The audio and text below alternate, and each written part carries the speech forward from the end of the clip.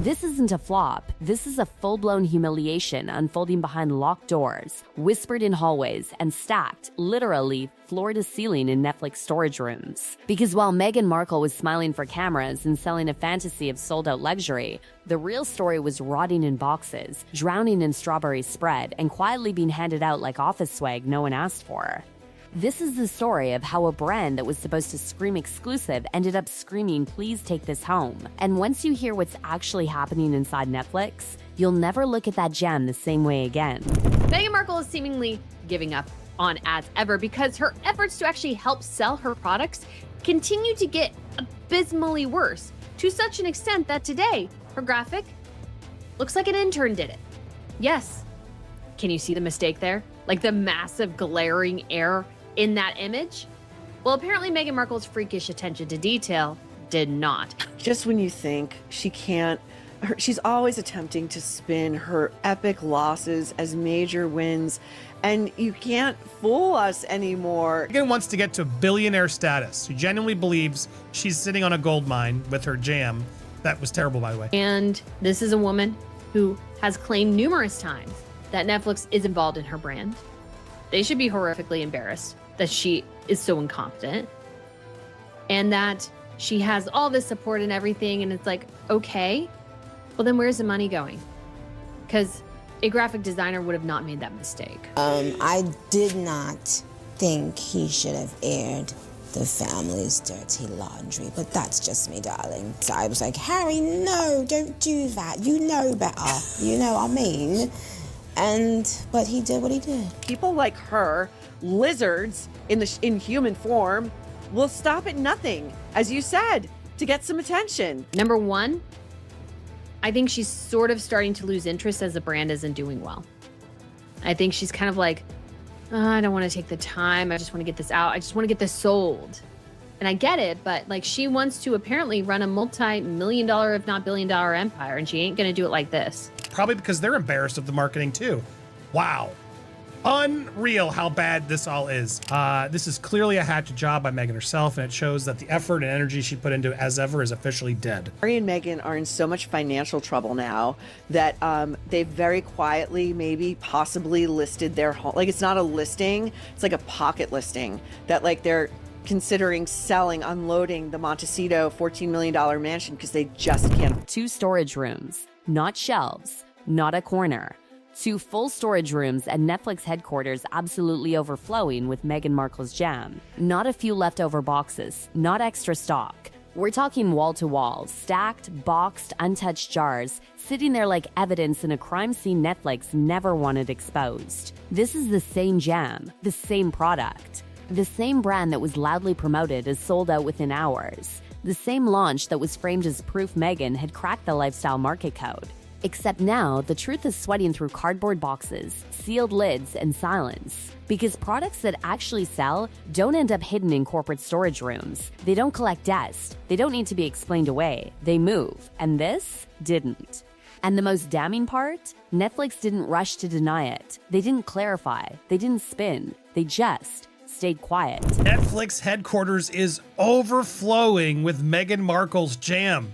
And Prince Harry is warning Meghan Markle, we can't afford this. And here's where the fantasy officially collapses. They're not selling it, they're giving it away. For free. Netflix staff are reportedly walking out with 10 jars at a time. 10.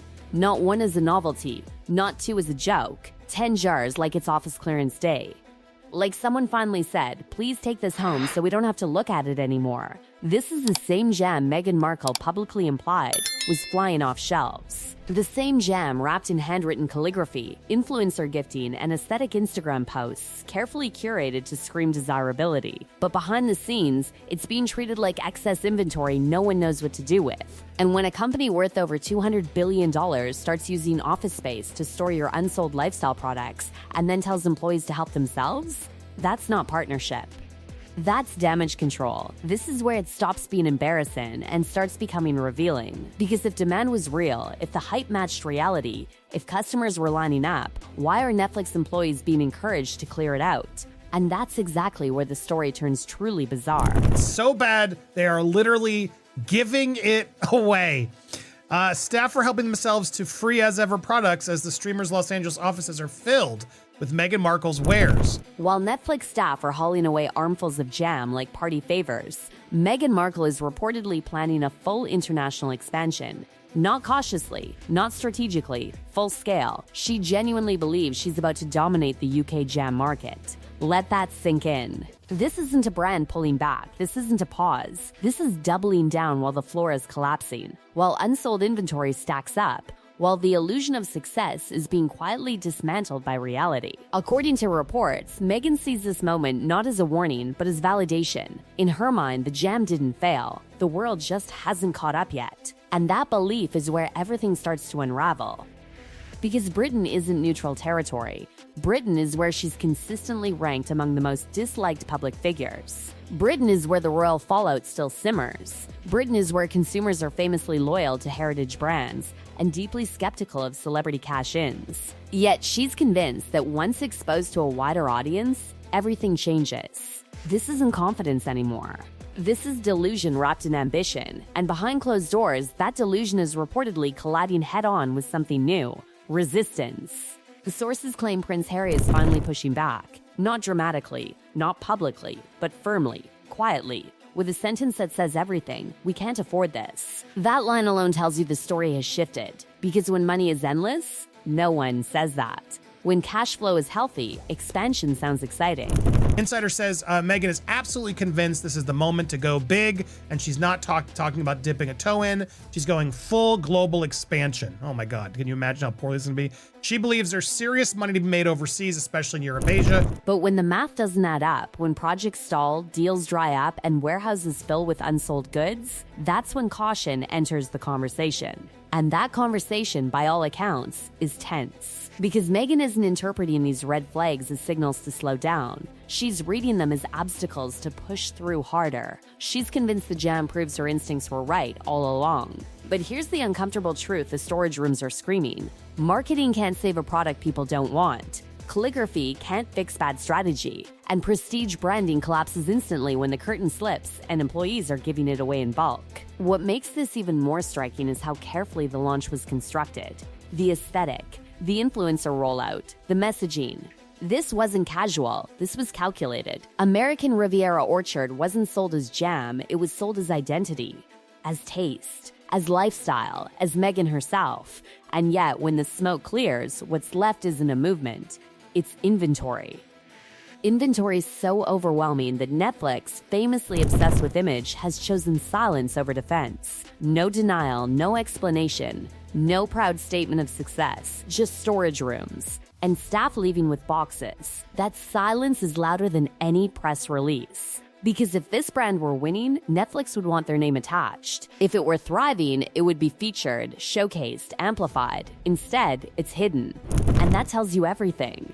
This isn't about jam anymore. This is about a pattern, overconfidence, refusal to pivot, and a belief that branding alone can override reality. It's about mistaking attention for demand and applause for loyalty. And this is only the beginning, because once inventory numbers start leaking, once website glitches expose stock levels, once insiders start talking, the illusion doesn't just crack, it shatters. And what comes next is far more damaging than free jam in a storage room.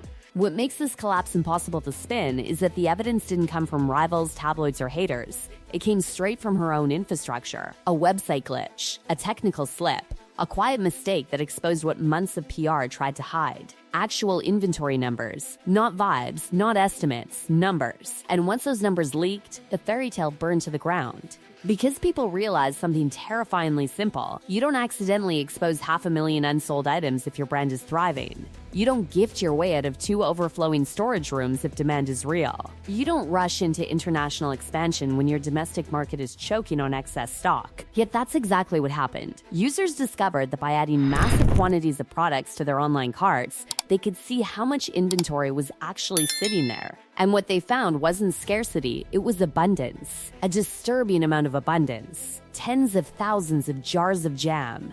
Nearly 100,000 candles without wicks. Wine. Flower petal sprinkles that people openly mocked for tasting like hay. All sitting idle. All unsold. This wasn't a temporary slowdown. This was backlog. This was stagnation. and Markle's team scrambled. The response came fast, but too late. They claimed it wasn't overstock. They claimed it was international expansion inventory. They claimed everything was going global. Britain, Europe, Asia. The world apparently was waiting breathlessly for her gem, but notice the timing. That explanation didn't arrive before the leak. It didn't come as part of a planned announcement. It arrived only after the numbers went public, after people started asking questions, after screenshots spread. That's not strategy, that's panic. And once panic sets in, mistakes multiply. Instead of slowing down and recalibrating, the brands started rushing. Rushing bundles, rushing visuals, rushing pricing, slapping ribbons on unsold stock and pretending it was seasonal magic. Valentine's Day became the turning point and the proof that no one steering this ship understands retail basics. Because bundles are supposed to offer value, incentives, discounts, something extra. But her Valentine sets? They were priced exactly the same or higher than buying the items individually. In some cases, customers were literally charged more for bundling. People did the math. Reddit did the math, comment sections did the math, and the math screamed incompetence. One bundle added nothing but cost, no exclusive packaging, no limited edition item, just a higher price tag and the audacity to call it romantic. And romance, that was the biggest miscalculation of all, because jam is not romance. Candles without wicks are not romance. Flour sprinkles on chocolate are not romance. People said it openly, loudly, brutally. Women joke that if their husbands gave them spread for Valentine's Day, they'd be sending him back to his mother. Men said they wouldn't know what to do with it. The messaging missed everyone. It was neither aspirational nor practical, and while consumers laughed, something darker was happening behind the scenes. The visuals got worse. Photoshopped promotional images appeared sloppy, misaligned, off-center, floating products without shadows, calligraphy text tilted at odd angles. It looked rushed, amateur.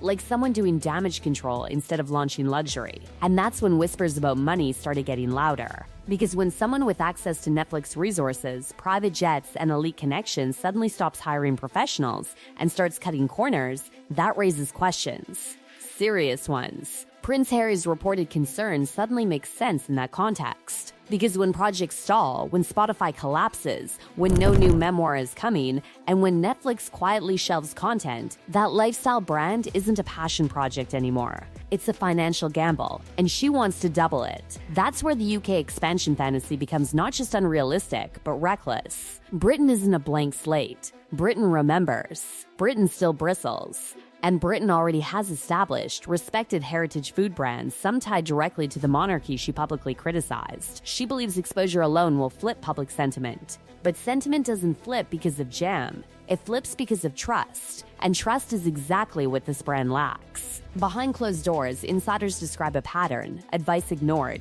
warnings dismissed, professionals sidelined, a belief that instinct trumps expertise.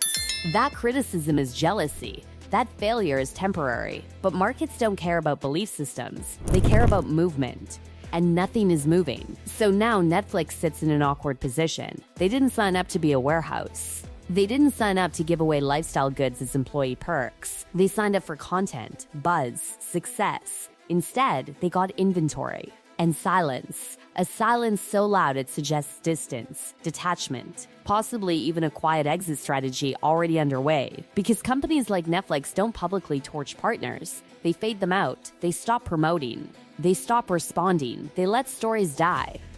And right now, American Riviera Orchard isn't being elevated. It's being cleared out. This is the moment where most founders would pivot. Rebrand, admit mistakes, adjust pricing, find a real product market fit. But all signs suggest she's doing the opposite. She's interpreting resistance as proof she needs to push harder. She's reading unsold inventory as future success waiting to happen. She's betting that global exposure will erase domestic rejection. And that mindset, psychologists note, is often what turns a setback into a collapse. Because doubling down doesn't work when the foundation is cracked. And the foundation here is simple. People don't want to buy this. Not at these prices. Not with this messaging. Not from her. The storage rooms tell the story no PR team can rewrite. Boxes don't lie. If you want a final breakdown of where this goes next, Netflix's likely exit, the quiet brand fade out, and the scenario insiders think is already unfolding, say the word and we'll finish this. And we'll finish this. And we'll finish this. And we'll